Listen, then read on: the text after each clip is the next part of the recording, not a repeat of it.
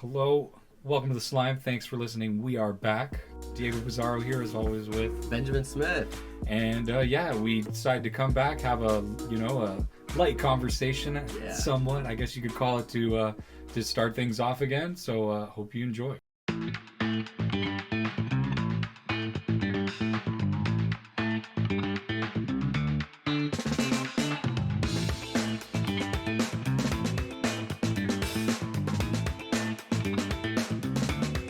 I feel like Star Wars always has had it tough.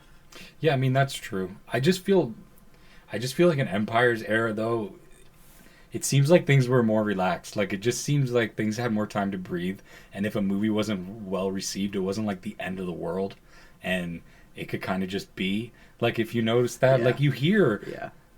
countless times about all these classic movies that were hated when they supposedly hated when they first came out, Yeah. and it's like, and even if they were, it never really like stopped the movie. People just kind of let things breathe, and things bounced back yeah, always. and things were slower Yeah. then. So whereas I feel like now it's impossible to turn around the ship once the Yeah. decision's been I made. do agree.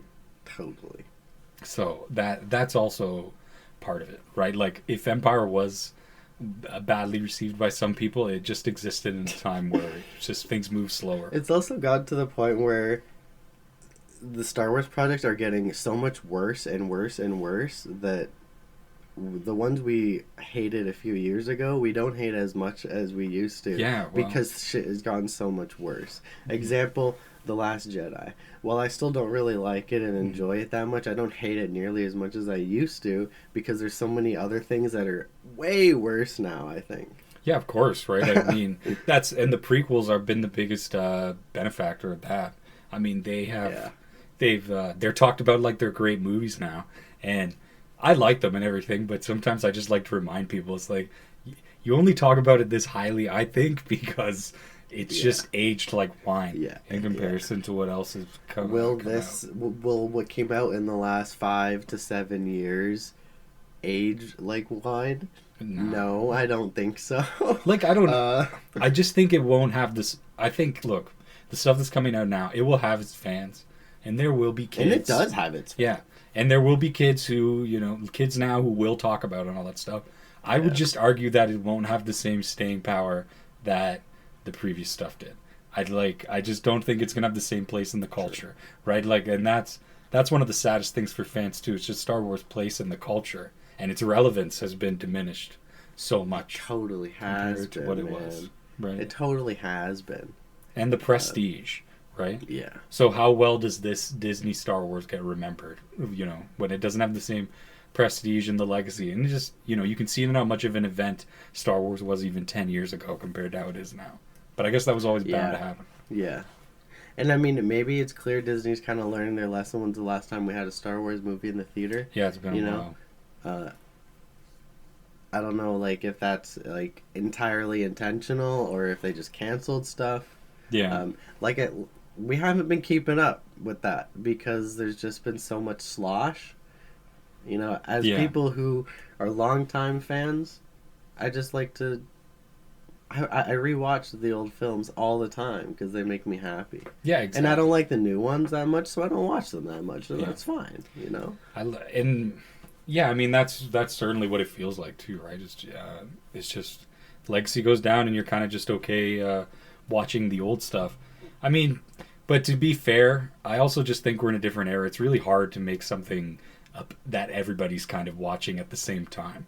Like I just feel like everything's becoming niche, right? And everything just has its 'Cause- audience, and that's what it is. There's not like, it feels like there's going to be no more mainstream one day. Yeah. So maybe I can let go of the prestige, but then that's what bothers me, right? Okay, if there's not going to be a mainstream and it's all going to kind of be about appealing to a specific echo chamber and audience, well, then why aren't you putting in the effort to actually make this Disney Star Wars quality, right? I would understand if they were still making a ton of money because the movies are lame because they're trying to appeal to every type of person and every Yeah. demographic because Yeah. Disney Yeah. is a business first and foremost, and doesn't have that emotional connection to Star Wars that George did, right? So there's not an attempt to make quality, there's an attempt to make money.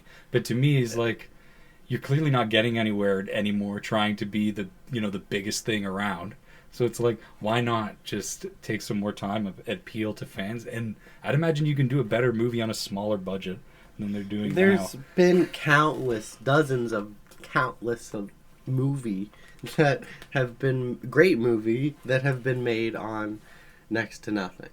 So I don't, yeah. You know, it's not an excuse. Yeah. It's not an excuse. A good movie is someone who's passionate and confident in their movie. Yeah. You know, we see movies like Madame Web and stuff coming out and interviews with the cast, and you can tell the cast is not vibing with the final product of the movie. And we all saw that before the movie came out, so nobody went to see the movie. Yeah. Rightfully so. It was probably one of the worst movies. It is one of the worst superhero movies ever. And I don't think, you know, speaking of cast members, like, kind of openly not being cool with movies, I feel like now they can do that because they know the audience doesn't take it as seriously now. Yeah. And so they don't have to take it as seriously, right? I mean, I think it's all just kind of in a sea of content now, so I don't think people take it as seriously. I feel like... obviously, that couldn't have happened when The Force Awakens was coming out or anything like that, because everybody was seeing it and people had an emotional attachment to it. But like now, it doesn't really matter if people say it's bad because people's expectations are so much lower now. Yeah. Right? Like if somebody's going to see Madame Web, I think most people, they're just like, whatever, man. Yeah, people say it's bad. I'm just going to have like a good time and watch. Like I just ignored it, you know. Yeah. Like I am right now with Kraven the Hunter. Oh, yeah. There's a bunch of promo for this new Kraven movie, which is a Spider-Man villain spinoff, and I don't think it's going to be that great. And I'm just not talking about it. I'm just skipping the ads, not really paying attention, because I just feel like it's going to be another Sony Morbius. Yeah. You know, and no need to be loud about it and make a huge fuss about it online. Like, I don't, like, whatever. There's so much other things to be excited about. Why waste your time being vocal about things you don't even like? Yeah. Well, and that's been part Unless of you're really that passionate about a good Kraven movie being made. Yeah. And that's a good like way to look at it too, because especially with my criticism of Star Wars, I think if you listen to the podcast over time, we're more emotional and more I would say you know, a bit more cutthroat with it, but you can hear us now and we're like defeated. Like it's like we are. I'm kind of just chill with it. I don't have an emotional attachment to it, and I usually don't go out of my way to debate it too much anymore with like other fans. I'm just like, you know, kind of that's fine. You do you situation now. Yeah. When it comes to Star Wars, but that's kind of what my view is with everything now. Now it's difficult when people love something that is really bad. Yeah. There are bad movies, and that is just true.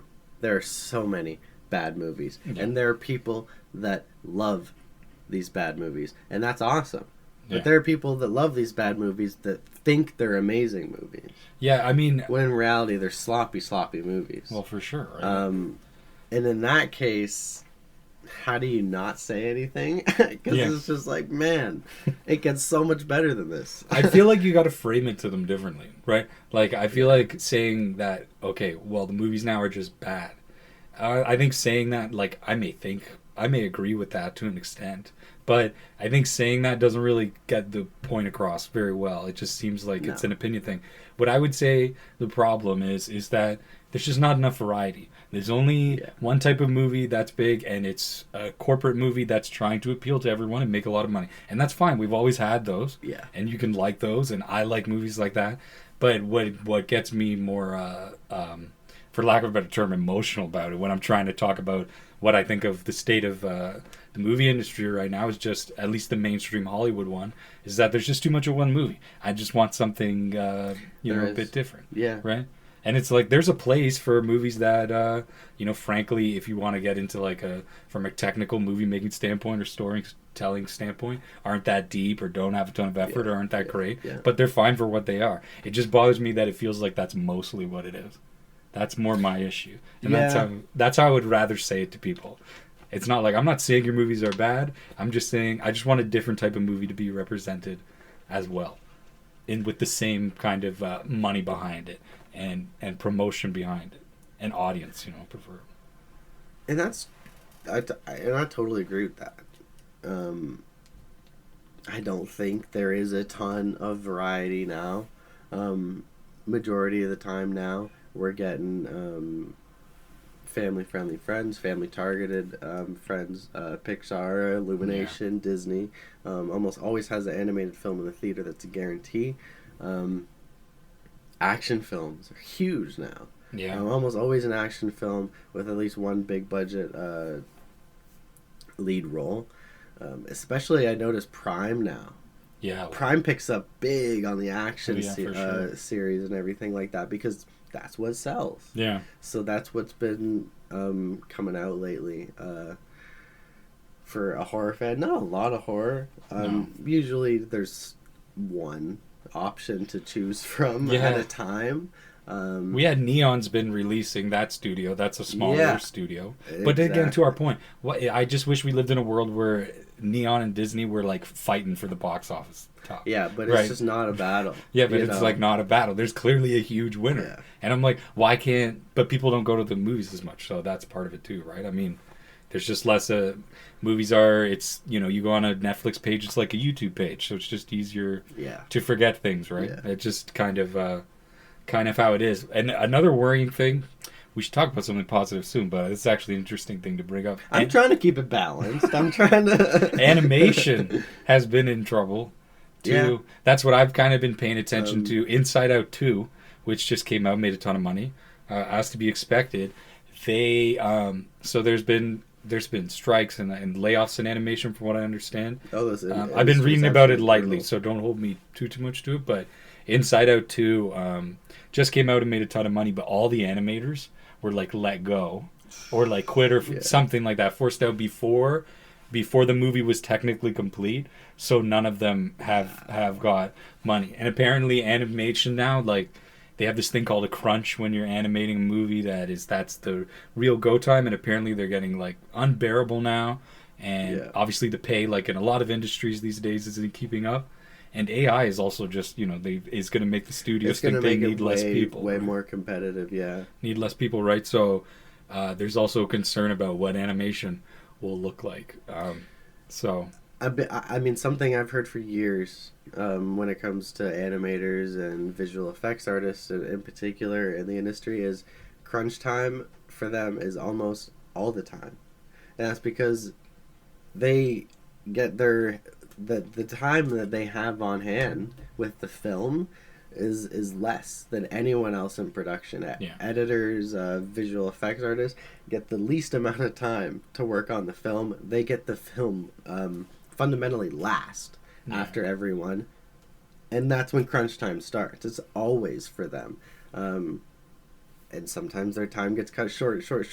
So, man, to hear that they're getting shafted like that, even for their own pay, because they do backbreaking stuff, and then the movie comes out and it doesn't look that good, and people say, man, that movie had terrible visual effects, and it's like, man, I know they can do better. It's just it probably wasn't their fault. You know, it's all about scheduling and how much time everyone gets with the film. Yeah, you're seeing that in a lot of Disney's product, right? Is them rushing through. And the thing with Inside Out, that was the first movie this year to break $1 billion, I believe. Oh yeah, Inside Out 2. So that really is unfortunate.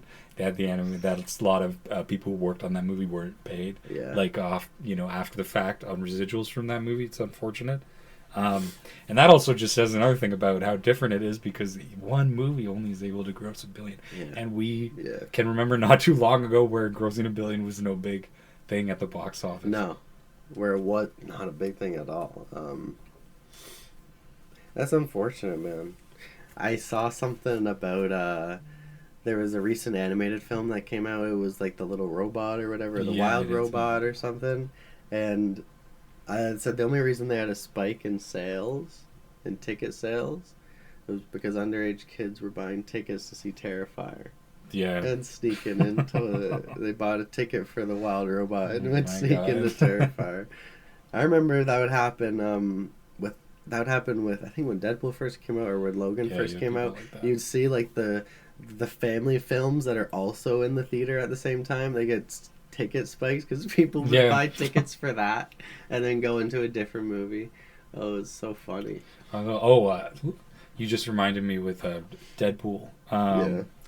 Just so we can get on to something positive. And something positive to say about the big corporate overlords we were just talking about. Yeah. Deadpool and Wolverine, I know it's been out for a long time, but I did see it when it was in its theater run. And that's something recent that I've enjoyed. You know? Movie of the summer. Like, it was a great summer flick. Yeah. I got it on DVD over there. Yeah, I love it, man. I thought it was an awesome experience. I was thinking the other day, it might have been yesterday, I was just thinking about the experience of seeing it in the theater. Like, it was one of those Endgames for me. I hold it up there with Endgame for me because those cameos in the movie actually caught me off guard. Yeah, they were actually. I didn't have it spoiled. Actually caught me off guard. Seeing things I never. And every time with these Marvel movies now, when they do cameos and big appearances, I see stuff that I'm like, I never thought I would see that before. And they did it again, you know. Comic book references that I actually got that I actually was like, wow, that's so sick. Not even just the cameos. Yeah. It was a fun movie. It was an awesome movie. I think it might be the funniest Marvel movie for me. I'd have to think about that, but oh yeah, and it's funnier than any of the Deadpool. But we're not crediting the Marvel writers or producers for this because I heard it's almost all Ryan Reynolds and Ryan Reynolds' team. Because it's obviously not just Ryan Reynolds, and you can feel that in the identity of the film.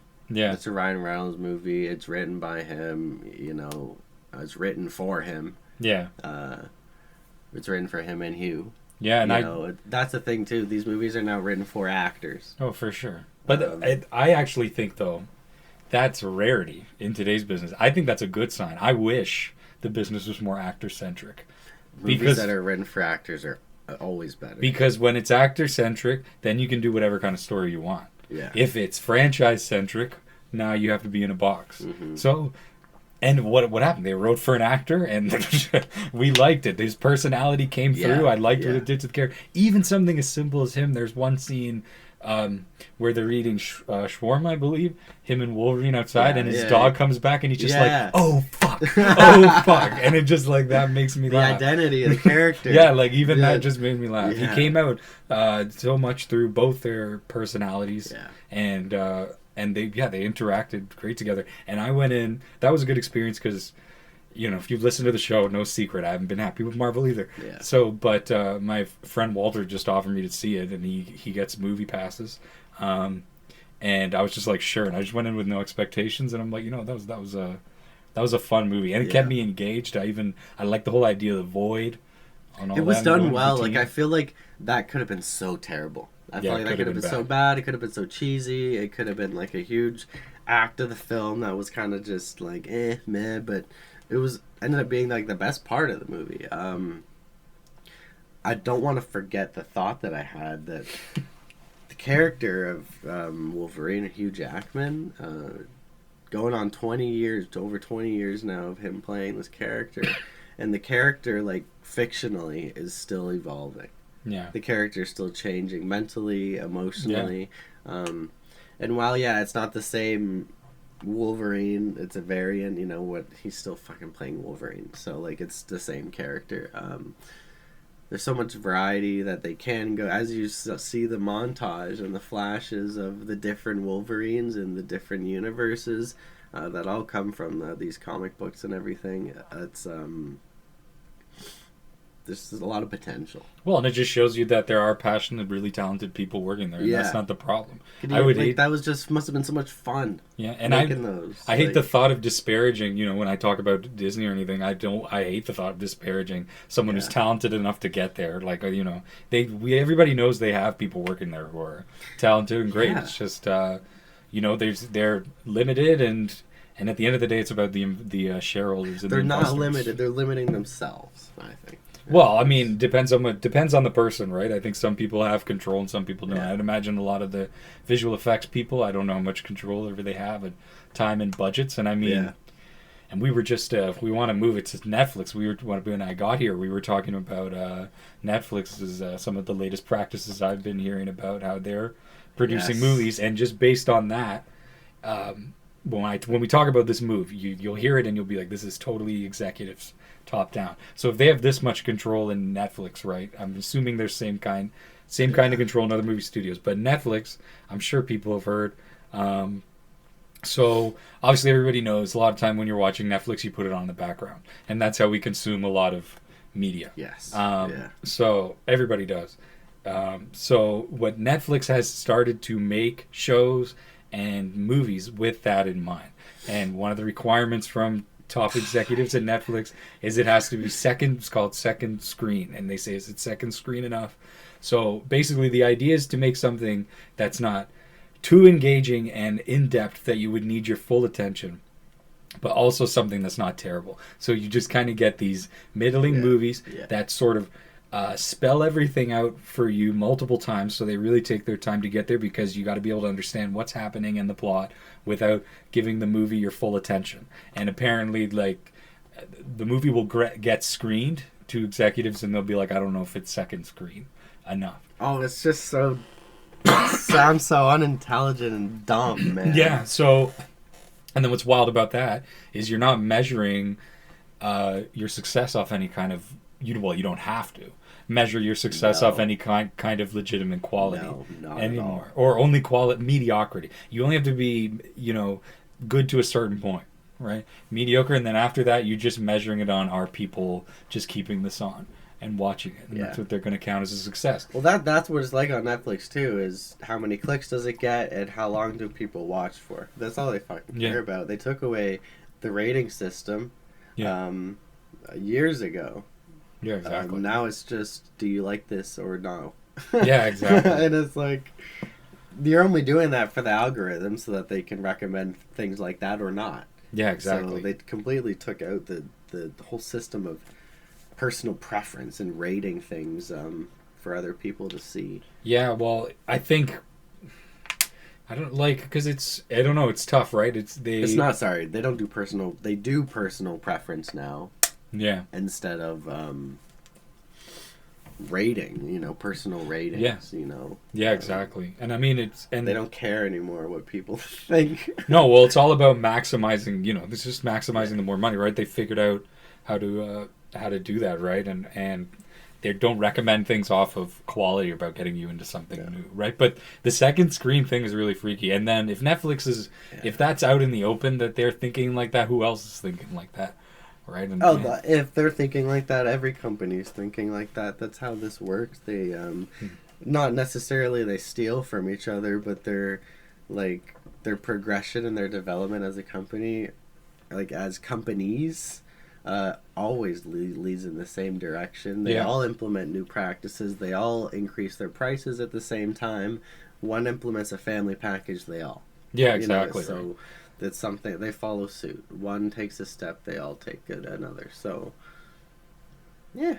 And it just makes makes sense to do it from a business standpoint. And I mean, and I don't know, people just consume things by listening to things. I mean, that's just kind of how things are done. That's why podcasts are so popular. Yeah. And that's been one of the most wild things coming up, like in this era of pop culture.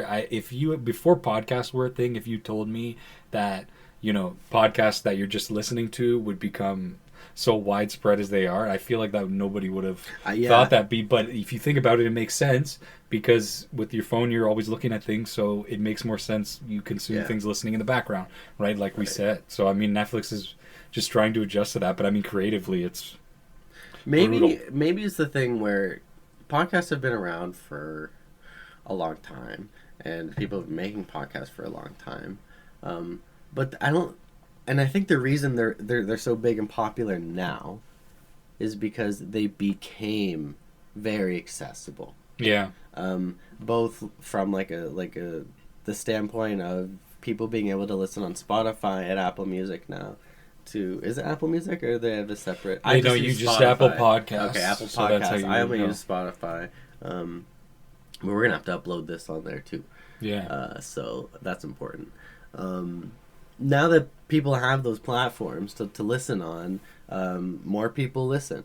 And even from a hardware standpoint, people have wireless earbuds and stuff now. So people are like, when people are fucking with wires and stuff 10, 15 years ago, people didn't get as excited to sit and listen for hours and hours and hours. Like, when I worked my first night shift a couple of weeks ago, the first night I didn't have my earbuds charged, so I had to use wires, and it was miserable. Yeah, and it sucked. I just didn't listen to my show. I didn't listen to my podcast. That's how much it frustrated me. Like, moving boxes and stuff, the cord was getting caught. So I just no.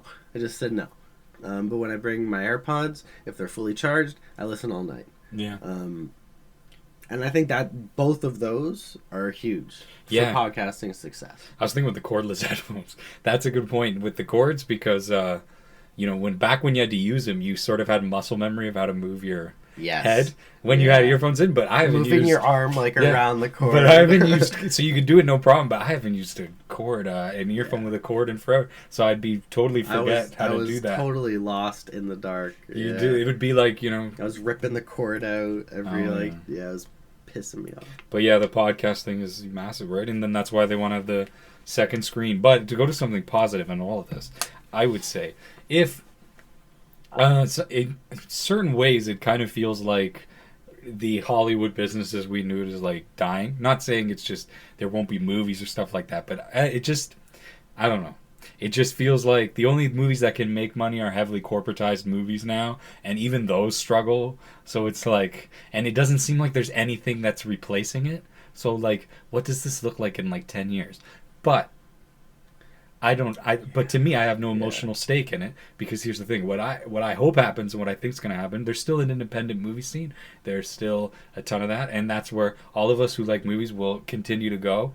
And I feel like theaters will become these kind of specialty things. And yeah, maybe you got to pay a bit of pricier ticket, but you go to a nice theater and it'll be run by people who care about movies, because it's not going to be this huge profitable business anymore. Yeah. And they'll play old movies all the time. And they'll be bringing in all these cool indie movies, and it'll be more of this community of people who just care about the art. Because once you take the billions of dollars of profit and millions of dollars of profit out of it, Disney, all those guys, they'll be gone. Yeah. They'll be gone. So the only people, it'll become this more, of a community, this sort of niche community. That's kind of what I could see happening. Yeah, I mean, as older guys now. That's what we want. That's what it's for the stuff we like to be more niche and lesser known. So of course we want to go to the movies and have it be, I'm here to enjoy the film. Yeah, exactly. And not have a bunch of teenagers in your theater. Of course, they're two different experiences, and of course, for sure, we'd prefer one over the other. But I don't know. Those people, like, families and people going to the movies also keeps the spirit of the movie theater alive, and like the whole trip to the movies for sure fun and appealing. And can the movie theater industry just survive off of people like us? Hell no. I don't. Not as it is today, right? That's why I'm saying I think it'll become this specialty, more scarce thing. So like, if me and you want to go see a movie in a nice theater, you and I want to go see in a nice theater, we'll probably have to go to Toronto. Right? Yeah. Or Mississauga. Yeah. And it's like, it's inconvenient at the same time, but also I'm like, we're not doing that all the time. And it's like, also, it's not like I'm going to the movie theater a lot now. Yeah. And anyway. So when you go, why not just make a thing? Why not ball out a little bit? Right. Yeah. And so you'll have them in like big cities, and it'll be this kind of small, and that'll be more fun, because it's just hard, at least in the state it's in, if it keeps going the way it's going, it's hard for me to just see it surviving as this huge, massive business. Like totally. And then if they bring AI, they're gonna bring AI into the game even more. What does that look like? Dude, we're not even gonna ever talk. We're not even gonna talk about this ever. AI movie. I don't even want to think about it. No, I don't even want to get into it. But I just don't. I don't know. It's almost like there's a guy who said a quote. I can't remember his name, but he's almost like he said movies were the top art form of the 20th century, and video games are the are the top art form of the 21st century. But I'm like, I don't even know if it's video games that are the top art form of the 21st century. I feel like it's just like content online. That's it's YouTube. Yeah, like it's that's YouTube. way more what people watch. But I think you might be right about movies. I think just movies may not hold the same place in the culture. And you can kind of feel it already. Like unless you're watching a Marvel or corporate movie, watching a serious like really artistic movie, it almost feels productive.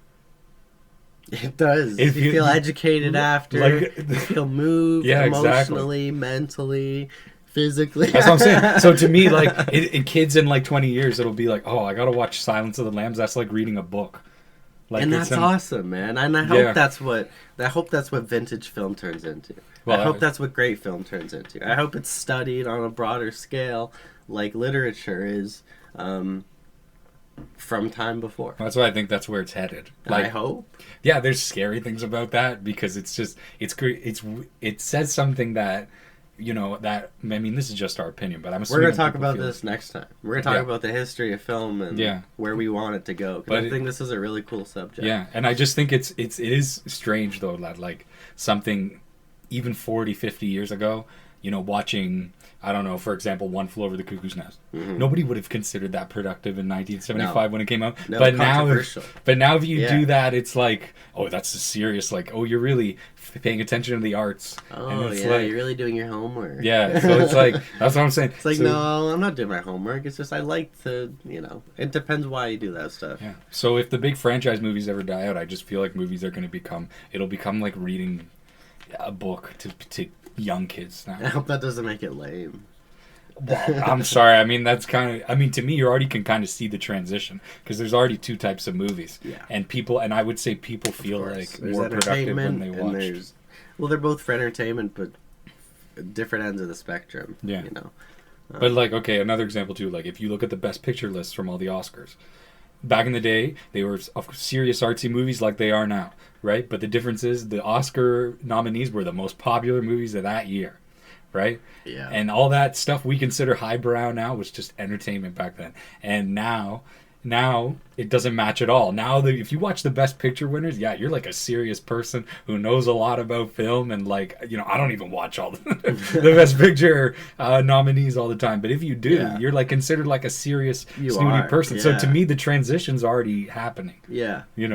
It's yeah. So how are these Best Picture nominations and everything? How is it supposed to appeal to the masses and appeal to everyone watching?